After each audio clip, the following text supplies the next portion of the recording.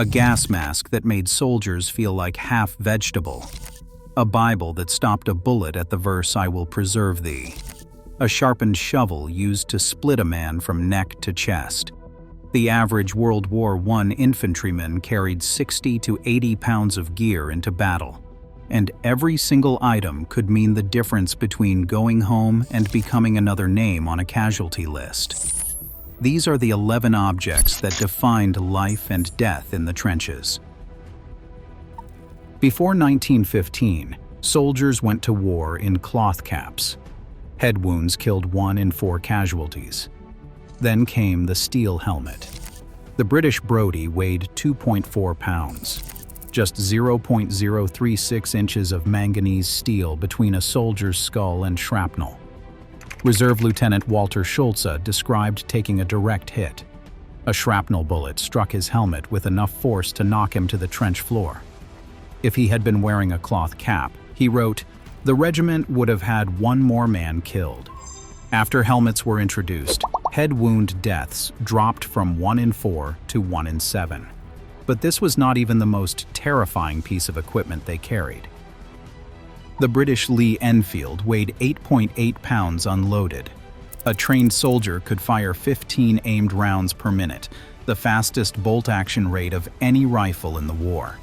But the Mud won more battles than rifles ever did. German accounts from 3rd Ypres describe rifles jamming constantly. Men fought hand-to-hand because their weapons simply stopped working. Cleaning became a daily ritual. But in trenches described as simply canals up to the waist in some parts, it was a losing battle. And if the rifle failed, soldiers had to rely on something far more primitive. The British pattern. 1907 bayonet measured 17 inches of blade. Attached to a rifle, it created a weapon more than 5 feet long. This was supposed to give soldiers an advantage in combat. In reality, it was almost useless. In narrow trenches, soldiers could not maneuver these massive weapons. Worse, bayonets sometimes became lodged in enemy bodies and could not be withdrawn quickly enough. By the end of the war, all nations had developed shorter versions. The Germans dropped from 20 inches to under 10 inches. The bayonet was designed for battles that rarely happened.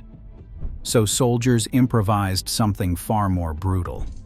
When rifles proved too long and bayonets got stuck in bodies, soldiers turned to medieval brutality. The trench club, typically 16 inches long, lead-weighted, studded with nails or hobnails. These were not standard issue. Regimental carpenters made them behind the lines. Trench raids happened at night. Soldiers needed silent weapons, something heavy to swing at a skull in the dark. These weapons represent the war at its most intimate and horrifying, used to finish wounded enemies, used when there was no other option. But there was one piece of equipment that soldiers feared wearing more than any weapon. The small box respirator was perhaps the most psychologically disturbing piece of kit a soldier carried. A rubberized cotton mask, clear celluloid eyepieces, a rubber mouthpiece connected to a filter canister. It worked. It filtered every German chemical agent used in the war. But wearing one was its own torment. A British officer described gazing at his fellow soldiers like goggle-eyed, imbecile frogs. He wrote that the mask made you feel only half a man, that you didn't live on what passed through the filter. You merely existed. You got the mentality of a wide-awake vegetable. Wilfred Owen captured the terror of fumbling to put one on. Gas! Gas! Quick, boys! An ecstasy of fumbling, fitting the clumsy helmets just in time. Some American troops died switching between British and French masks when attacks lasted longer than expected, and when the horror became too much, soldiers turned to something else entirely. Perhaps nothing carried more weight than the items that weighed almost nothing. Identity discs, photographs, letters from home, and Bibles. The Bible Society distributed over 9 million copies to British forces alone.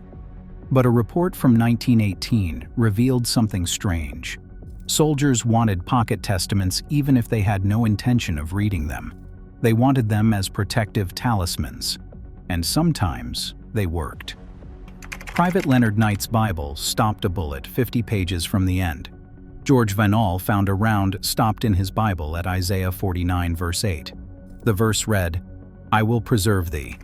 Private Charlie Eric Walter received a New Testament from his sister Pearl on Christmas Eve, 1917. She inscribed it with a prayer for his safety. He carried it through every battle, pressing wildflowers between the pages even when bullets whizzed past him. On October 1, 1918, in the Argonne Forest, Charlie was found dead with machine gun bullets through his upper chest. He was still holding the Bible in his left hand. These objects kept men human, but they still needed to survive the physical realities of trench life. The No. 5 Mills bomb weighed 1.69 pounds, cast iron, segmented, the size of a man's fist. The 7-second fuse was later reduced to 4 seconds when enemies learned to throw them back. At Pozieres Heights in July 1916, Australian and British troops fought a 12-hour continuous grenade battle. They threw approximately 15,000 Mills bombs in a single night. By war's end, Allied forces had thrown roughly 70 million of them. But between the fighting, soldiers faced a different kind of battle. The American M1910 mess kit was a two-piece aluminum design. It consisted of a shallow plate and a pan with a folding handle.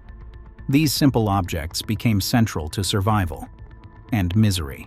The infamous bully beef had to be chipped at with bayonets when congealed.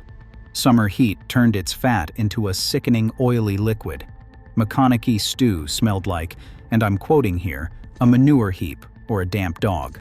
Field kitchens sat miles behind the front. Food arrived cold. Bread took up to 8 days to reach soldiers, always stale, and the water situation was even worse. The American M1910 canteen held 1 quart. British troops carried a 2-pint water bottle.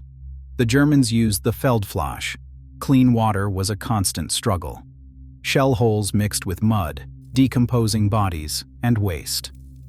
From 1916, chlorination became standard. Soldiers described the bitter taste as almost undrinkable.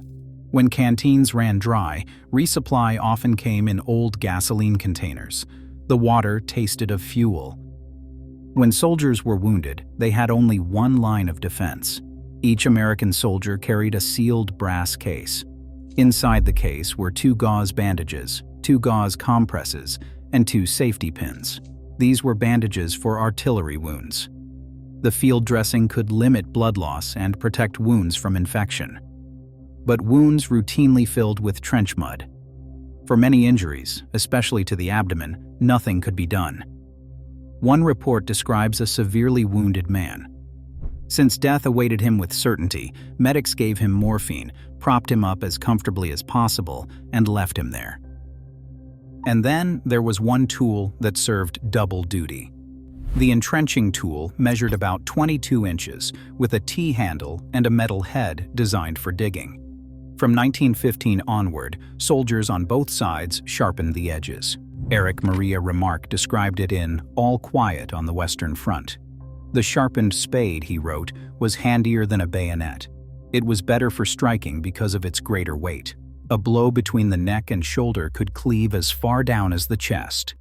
In confined trenches where rifles could not maneuver and where bayonets got stuck, the shovel became a battle axe. British infantry at the Somme carried 66 pounds. French soldiers shouldered 86 pounds.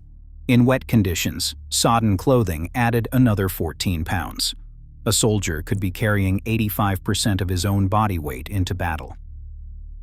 These 11 objects tell you more about what the war was actually like than any battle map or casualty statistic ever could. If you made it this far, you are not a casual viewer. Subscribe for more stories like this one.